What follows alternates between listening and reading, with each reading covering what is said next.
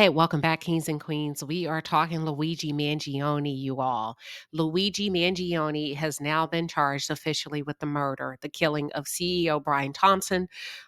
He was appointed CEO in 2021 for United Healthcare.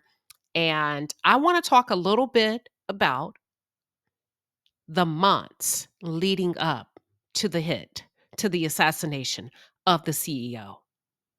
That's what I want to talk about. I want to talk about how his behavior changed months leading up to taking the life of the CEO. That sounds professional to me. That doesn't sound like this kid that had a grudge. Yes, I think he had a grudge if it's true. If it's even his manifesto, we'll never know until he goes to trial, right? But 26-year-old kid, most of them don't have very much life experience. How would he know to go MIA months and months before? He had to have had some help, some insight, some guidance, some instruction. I just refuse to believe. My common sense is telling me there is no way in the world this guy worked alone. I think there's some people who are skilled enough, who are equipped enough and capable enough that guided him to the promised land. What I mean by the promised land, baby, they needed him to pull that trigger and get the job done. The question is why. But let's talk a little bit about what his classmates shared regarding his background, and then we'll talk about his disappearance months leading up to the murder. Okay. And I do believe the disappearance was intentional. But classmates of Luigi reveals what he was like in school. So this is being reported by the Daily Beast. I need to give credit where, and cite my source. This comes from the Daily Beast. A former classmate of Luigi Mangione said he almost had a heart attack. That means shit. He damn near fell off his chair after finding out that the 26-year-old was arrested on Monday for suspicion of killing United Healthcare CEO Brian Thompson. He said, his classmates said he would be the last one I would think would do something like this. Freddie Leatherbury, who attended the Gilman School, an all-boys private institution in Baltimore, what Mangione told the Baltimore Sun shortly after his arrest. He was a nice kid. He was a nice kid. Police in Altoona, Pennsylvania, took Mangione into custody Monday after a McDonald's employee recognized him and called police. You all should see the memes and the jokes on social media regarding McDonald's and needing to mind their business. Responding officers questioned the suspect, who was acting suspiciously and carrying multiple fraudulent IDs as well as a U.S. passport. New York City Police Department Commissioner Jessica Tisch told reporters. Upon further investigation, officers recovered a firearm on his person as well as a suppressor, both consistent with the weapon used in the murder. Mangione's backstory swiftly came to light after his arrest, including the fact that he was named the 2016 valedictorian at his $30,000 a year high school. Now, I think the media is being shady with that because I think what they're trying to say, these are rich people problems, okay? You know what? This was a rich kid, a spoiled brat. That's what I think they're trying to say. Leatherbury said that Mangione joined the private school in sixth grade. So, damn, these kids have been going to school, private school, all their lives. He was a brainy kid, Leatherbury added. He was a big math guy. Remember who else is a math guy? As I begin to, this is just me. This is not the word. I'm stepping outside of this article for just a second. I've noticed there's quite a few similarities and commonalities that both Mangione and Brian Thompson share.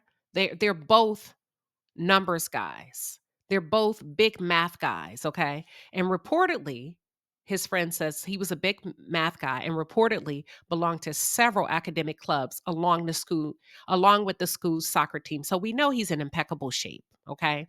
A teacher from the school echoed the characterization to the Washington Post, saying that Mangione was a good spirit.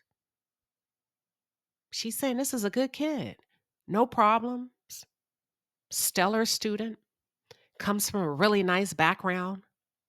He was very bright, vivacious, and full of life, the teacher who spoke with the newspaper on a condition listen, she said, Keep my ass anonymous.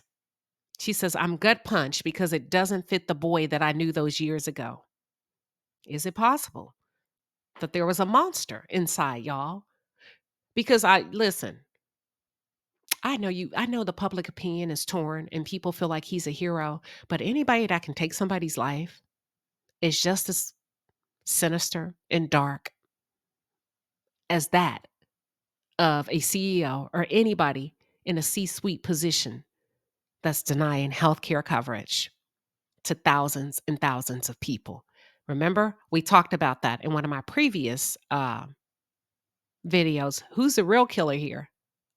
So Mangione also, yeah, Mangione also claims on his X account to hold a bachelor's degree and a master's of science in computer science from the University of Pennsylvania, an Ivy League school. His exact motive for allegedly gunning down a healthcare CEO in cold blood, however, remains unclear. Exactly. Y'all are not telling us why. And I feel like you're giving us every reason around the moon, with the exception of the real deal Holyfield. A number of people who appear to be Mangione's loved ones have been trying to reach him for weeks on X, formerly known as Twitter, implying that he disappeared or otherwise cut off contact with a number of those close to him immediately, y'all. Cold turkey, just gone, vanished, unsolved mystery. The boy disappeared. The article goes on to recite different messages that were left by his friends who were trying to figure out, like, hey, what's up? Where are you?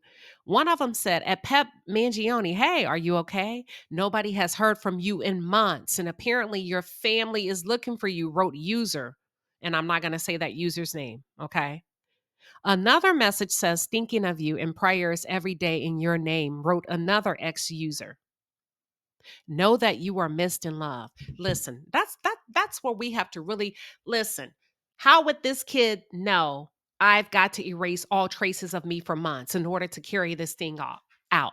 Now, there's one thing to know and do enough research with no military experience, no professional experience. I need to get into town 10 days. I'm going to stay here. I'm going to stay there. I'm going to do all of this until the day that I pull that trigger. But how in the hell would he know that he needs to go underground months and months and months before this happens? You remember I talked about that in my video. I said, there's no way this could be a regular person, because people are going to say he disappeared. We didn't know where he was. I think he had every intention of leaving this country and never showing his face again. If that doesn't sound like a hit to you, I don't know what does and what is. Okay, hold on. Let me continue. So, yeah, for months, even his family was looking for him. But my question is, this is where FBI, you know what? You got a lot of explaining to do. I don't know if this is the right person. And even if it is, I feel like this kid has been trained by somebody. Because let me ask you something. If you have a 26-year-old son that's an Ivy League graduate, you've put hundreds and thousands of dollars into his education ever since he's been in the sixth grade. He's gone to private school, and he disappears from the face of the earth for months and was never reported missing. Does that sound regular? Does that sound like a nice family to you? Nobody reported him missing? That's BS to me. I ain't buying it.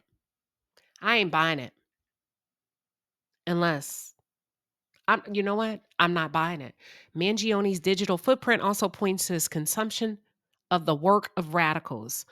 On book review website Goodreads, the Ivy League alum reviewed infamous Unabomber Theodore. Let me practice this name. Kasi. You know what? I ain't gonna even try. Theodore K. How about that? Theodore K. I'm not gonna butcher his name. It- So they're saying that he left. He reviewed the Unabomber's book, Industrial Society and Its Future, where he rated it as 4 out of 5 stars. Reads like a series of lemas on the question of the 21st century quality of life. Mangione wrote, "It's easy. to quickly and thoughtless write this off as a manifesto of a lunatic in order to avoid facing some of the uncomfortable problems it identifies. But it's simply impossible to ignore how many of his predictions about modern society turned out. He added, when all other forms of communication fail, violence is necessary to survive. You know who else said that though? I mean, if we're going to let's talk honestly. If you were a reader, you know who else said that? Malcolm X. He said, "Who's the most violent? If a man places a noose around my neck and I do everything to get it off, who's the most violent? Him or me? The man placing a noose around my neck or the man trying to get it off?" Okay? You may not like his methods. This is what Mangione, we're going to continue. You may not like his methods, but to see things from his perspective, it's not terrorism, it's war and revolution. Police reportedly found a handwritten manifesto during Mangione's arrest that detailed his disdain toward healthcare. "I do apologize for any strife or trauma, but it had to be done." The written notes said, according to CNN, "These parasites had it coming. I acted alone. I'm self-funded." I don't believe he said I don't believe he wrote I'm self-funded, because why would he refute to the judge that the $8,000 didn't come from him? If you go back and watch my previous video, he admitted everything else with the exception. He refuted, "No, that $8,000, that's how my money, you planted that on me. And also, my backpack was not a backpack that scrambles cell phone signals or transmittals. It's weatherproof. You're lying on me," basically, is what he said to the judge when he talked to the judge. So if he's self-funded, how come he had no idea where the 8K came from that you allegedly found on him, FBI? Okay. What are your thoughts? Let's take it to the chat as we always do.